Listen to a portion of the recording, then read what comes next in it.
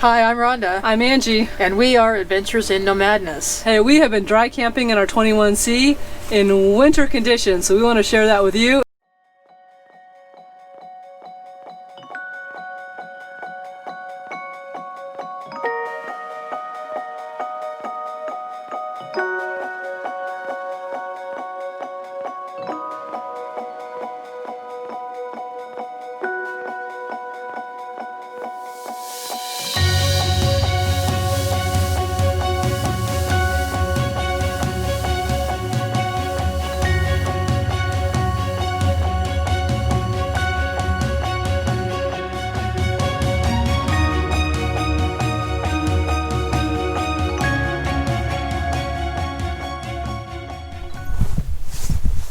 Part 2. We had so much information that we decided to split up our video.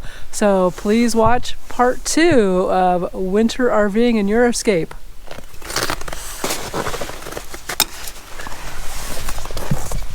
Wow, did you have condensation in your RV? And if so, what did you do about it? And where did it occur? Condensation! That was probably the biggest issue with the winter camping. There is no more condensation in here than in other traditionally built RVs. We've had traditionally built RVs, stick built, and condensation was just as much of a problem. So it's not more of a problem in the escape. One of the biggest ones that people kind of talk about is by the bed, and we definitely noticed that. So that's an issue. Basically anywhere you have something touching something else. So any place without airflow. Because the mattress sits up against the wall most of the time, that's going to be a big area there and along the headboard. So what we've done to kind of help with that situation as far as the mattress, we have put a waterproof mattress cover on. We have also put a pool noodle between just to give a little bit more airflow, but where the pool noodle touches, there's going to be some condensation there because that part's touching, but it does keep, for the most part, the mattress away.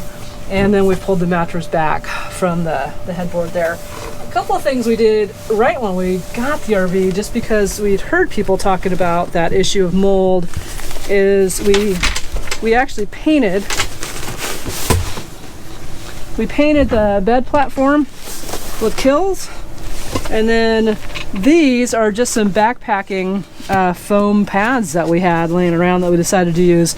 So this actually for us acts as a little bit of a dual purpose because it's an egg crate type. It does give airflow circulation underneath, and it's a little bit more of insulation because it gets pretty cold in the winter in these storage spaces under here. So those are the things that we've done to help alleviate the condensation issue around the mattress.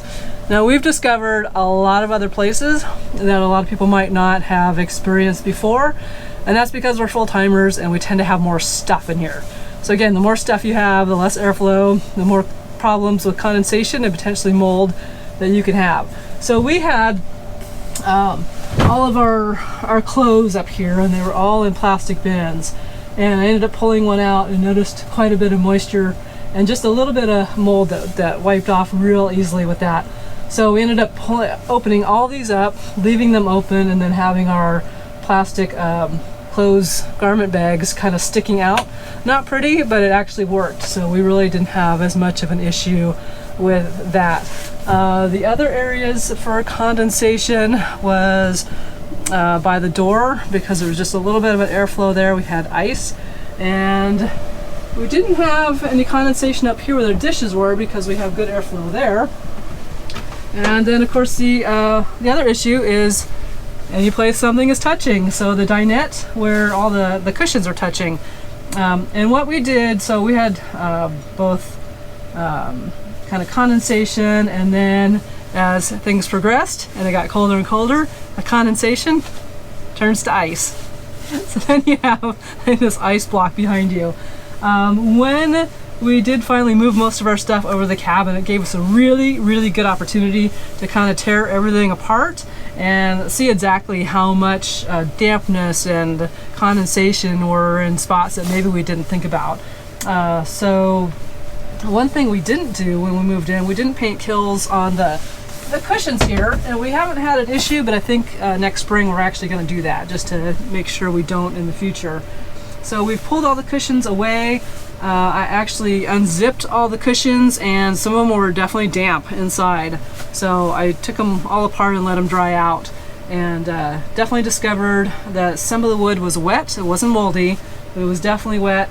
And another area to look for condensation and potentially mold is just pull the bottoms away here and look under there and make sure that those are dry. So I did those on pretty much all three corners here, and got rid of any moisture and potential mold that was growing there. And the other area that we did have a bunch of moisture was actually underneath the bed, because we had plastic cases of our paper towels and extra supplies, and because that was touching the floor, it was actually quite wet underneath of those. So again, we ended up taking those out and drying things really well. Okay, the windows are another big spot with condensation.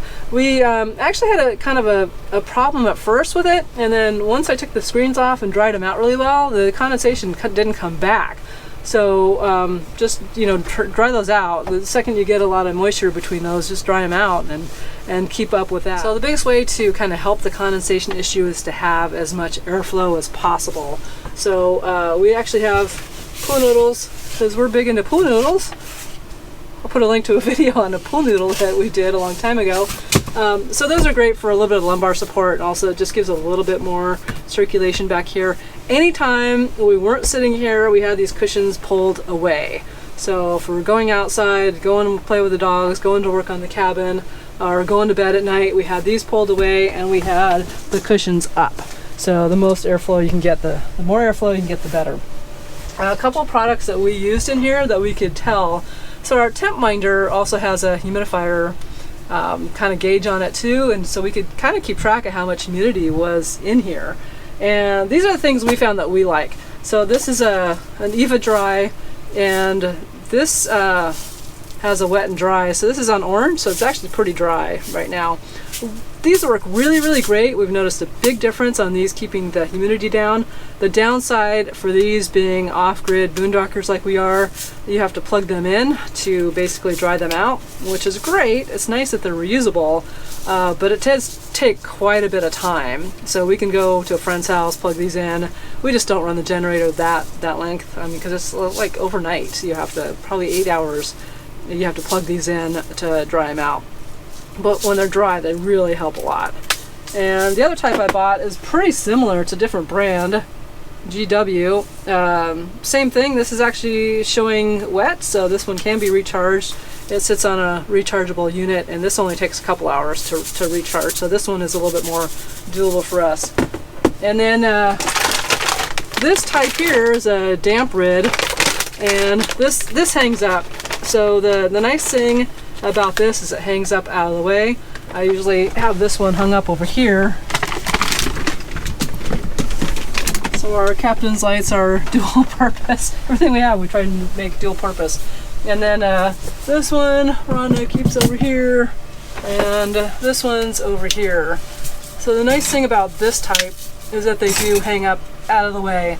The other damp rid that you might see in the canisters, you got to find places for them, and you know, it gets to the point where you're like, oh, God, I'm tired of moving stuff around all the time. There's stuff on the table here, stuff on the counter. So, all right, the big max fan question.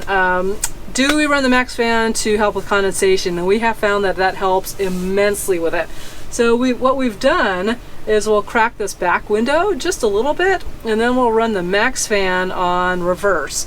And that just kind of keeps the air flowing a little bit more in here until it gets too cold, and you know you're outside and you're kind of looking at the RV and your max fan might be open and you're just looking at the heat pouring out of the top. So once it got down to less than like 10 or 15 degrees Fahrenheit, you know, because the furnace is right here underneath the max fan, it just kind of pulls it up. So we ended up closing the max fan after about 10 degrees and just having like this window just barely cracked and the kitchen window just barely cracked, just for some sort of airflow coming through a little bit. The other thing that helps, so it's kind of a choice between, right, condensation or heat. Take your pick on what's the lesser of the evils there as far as condensation and heat is concerned. And so one other thing that did help, one of our other favorite products is a USB fan. And when we have a max fan closed, this is actually great because it can sit on the table at night, just enough to, or when we're not here, just enough to keep air circulation. This is a USB rechargeable, and this is a O-polar, so it runs on low and high and just keeps the air circulating in here, and that definitely helps too. So we don't actually think that the furnace adds appreciably to the condensation issue.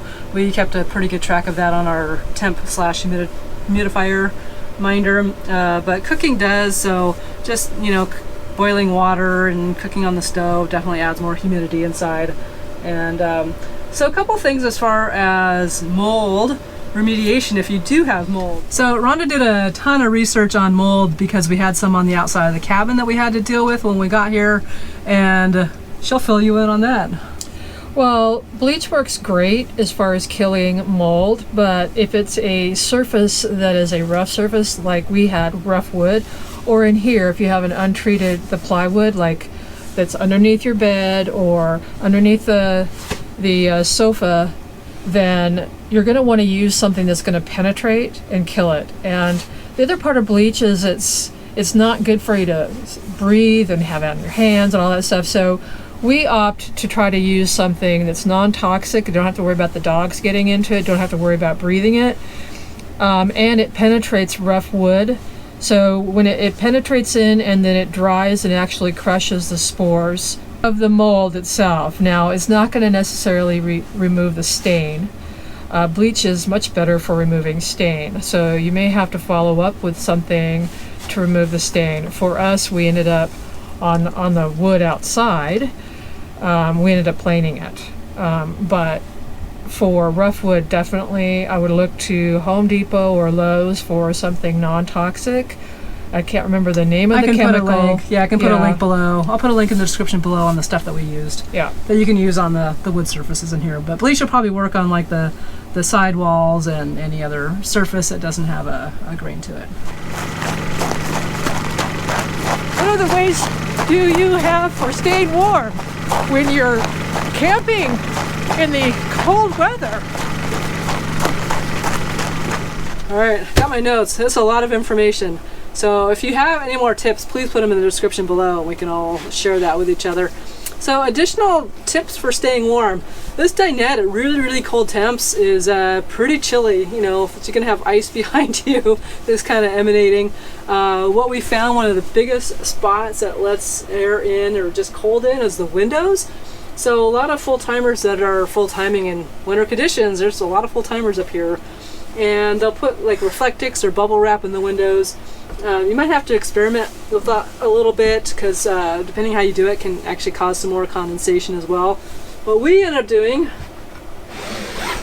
is if we're sitting back here, we kept the shades down and that helped a lot, but you still have this area here, and then we'd end up sticking towels and sweatshirts or whatever in around here if we were sitting back here watching a show or something, and that definitely helped. So if you're just going out for a week or a weekend, winter camping somewhere, you're gonna go skiing, take as few things as possible. You know, don't stuff your cabinets full of stuff if you can. I know it's easier said than done, but the less stuff you have in here, the better, and the more airflow, the better. Okay, so more tips on staying warm. We didn't do skirting, and we could have. The spray foam insulation helped a lot. We just kept thinking this was going to be more temporary than it was as far as the winter living, and we could have done some skirting around that may have helped at least a little bit, hard to say, and we could have used some insul foam that we had left over to just kind of put around the edge. We also could have just piled up snow around the edge because we had plenty of it. Just piled it up, and then that would have been a nice little skirting. Other people have done, you know, because I don't want to attach anything permanent to this really nice RV.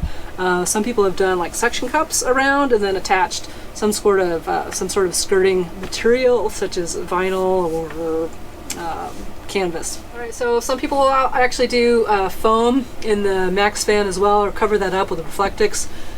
You can do that, just make sure you have airflow. We use the mats, the backpacker mat underneath the mattress for extra warmth and circulation, but I think there's some other things out there, including the Froley system. So it's kind of a bed spring without a bed spring system, and that lifts the mattress up just a little bit and gives a little bit more airflow.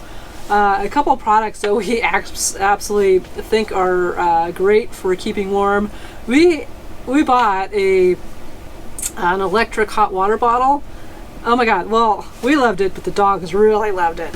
And it was great. We just plugged that in for like 10 or 15 minutes before going to bed while the generator was on, threw it in the bed, and it warmed that up. But even better is probably, thanks to my friend Ellen for pointing this out, a 12-volt mattress, or 12-volt electric blanket, and you could put some of those on a timer, which is great. The nice thing is you can actually plug those in to your portable power station. Those are only 48 watts, so they don't draw a lot of power. The one issue with our with that water bottle is that it's like 500 watts, so it's great plugged into the generator, not great really plugged into our portable power station. And some other friends have a 12 volts mattress pad, basically, that heats up. So we did notice getting into bed at first it was really cold. That electric mattress cover would have been awesome, and just plug that in for a little bit, take the chill off. But once we were in bed all snuggled up with the dogs and each other, then we were plenty warm overnight. One thing we did do is put like a little buff over our heads, one of these over your heads, because our heads are facing that cold wall. Just having something on our heads kind of helped too. So what are your other tips for camping in cold weather besides building an igloo? So what are our recommendations for winter camping using various types of hookups? Full hookups, partial hookups, and no hookups at all. And we've done it all three ways. So my recommendation, or our recommendation, is if you are winter camping and you have full hookups, you're golden, man. That is the easiest way to winter camp, especially with electricity. So if you're going to winter camp and you have an electrical hookup, that's awesome. Just run a space heater. I mean, why pay for propane when you're already paying for a campground and electricity? So just plug in a small space heater, and that'll save your propane, and it'll also have your heat a little bit more even, so you won't have that big fluctuation with the propane furnace going on and off.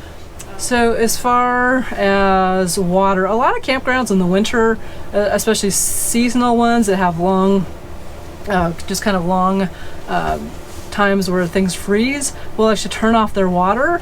So a lot of times getting like a full hookup may not be as, you may not be able to, if you wanted to. A couple options there. You could buy a heated water hose, and that hooks up to the electrical box, and it keeps the water hose heated so it doesn't freeze, and then comes into your system. We choose not to go that route. We could have, but because we're full time most of the time, it's just something else we have laying around that we're probably only going to use maybe once in a great while, and so we just can't have extra stuff. So what we've done in the past is we put water in our water tank, and then if you have electrical hookup, that's the best time to run your tank heaters.